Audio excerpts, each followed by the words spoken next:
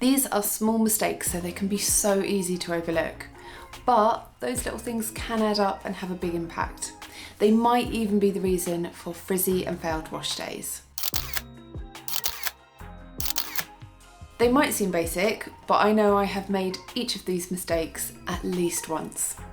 And if I'm being really honest, probably multiple times.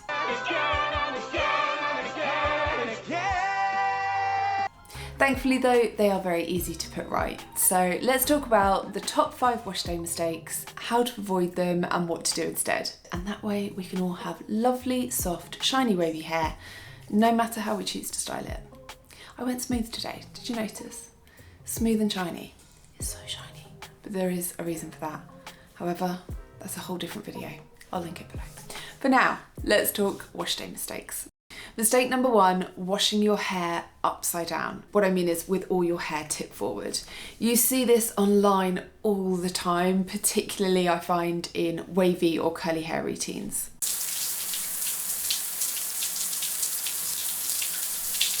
When you've got fine hair or wavy hair, or in my case, fine and wavy hair, it's already prone to knots and tangles.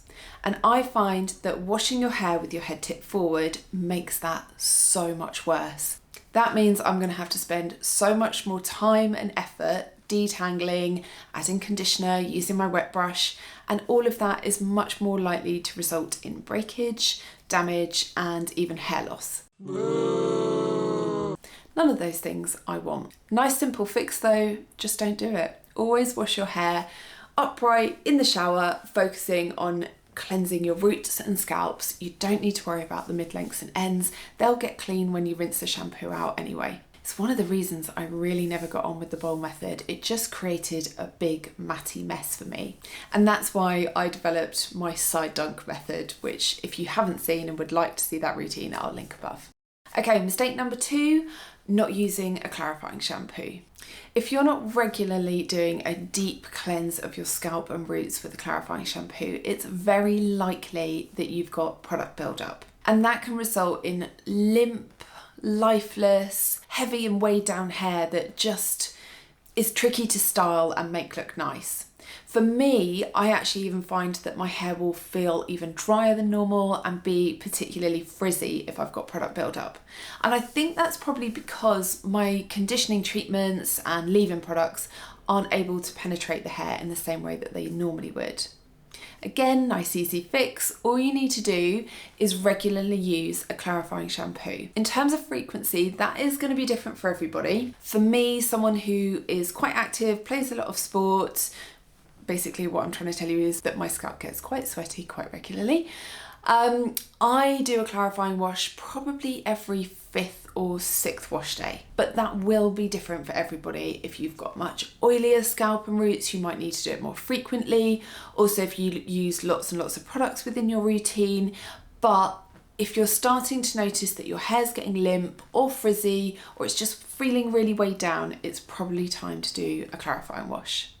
In terms of my favourites, I've actually got a digital download that I'll link in the description box, but there are such a range of different products that you can use. Even a shampoo that contains sulfates, that is a very efficient cleansing agent.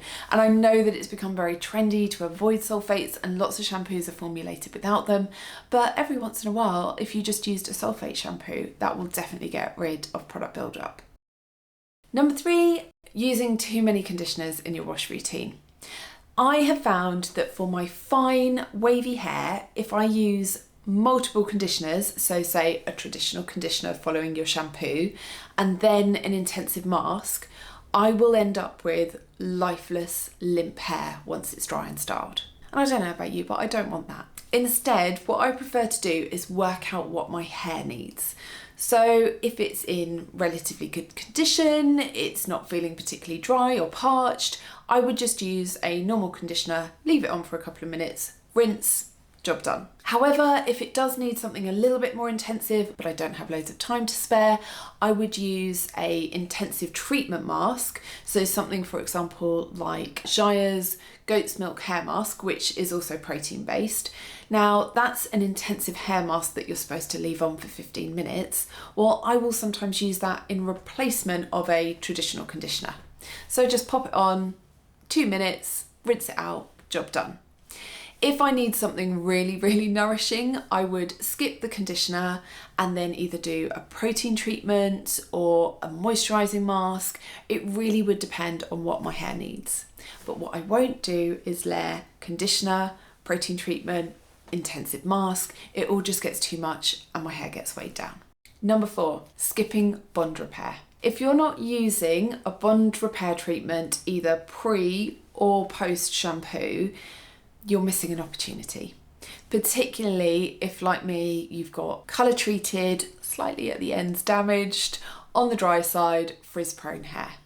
You may not notice this one immediately after a wash routine, but if you're skipping out on bond repair, long term, I think you will notice the effects. So this one's less about solving a problem and more about not missing an opportunity for shinier, healthier hair. For me, bond repair is just one of the most amazing innovations in hair care and allows me to continue to have colour treatments and do some occasional heat styling without panicking that I'm going to go back to really fragile, frizzy, floofy hair. Now, there are a ton of different options available, and I completely appreciate that using a bond repair post shampoo does make the most sense. You've got rid of all that product buildup that we talked about earlier, and so the bond repair is able to be really efficient and penetrate the hair, and so can give you the best possible results. However, it definitely is more time consuming. So when I don't have time, I don't skip it altogether. I just choose a bond repair product that I can use pre-shampoo. I'm thinking about doing kind of a deep dive video on bond repair, so if that would be something helpful, please let me know in the comments and I will get that filmed. But I would absolutely recommend, if you have colour treated, damaged, over processed, dry, frizzy hair, don't skip bond repair in your wash routine. The long-term benefits are amazing. Finally, mistake number 5, letting your hair get too dry before you style. I think this one will affect people with high porosity hair the most. If I leave my hair for too long before I style, be that wavy or smooth, it doesn't matter. If I've started to notice that some of my hair is actually dried out, I will get much frizzier results than if I style on hair that's much wetter.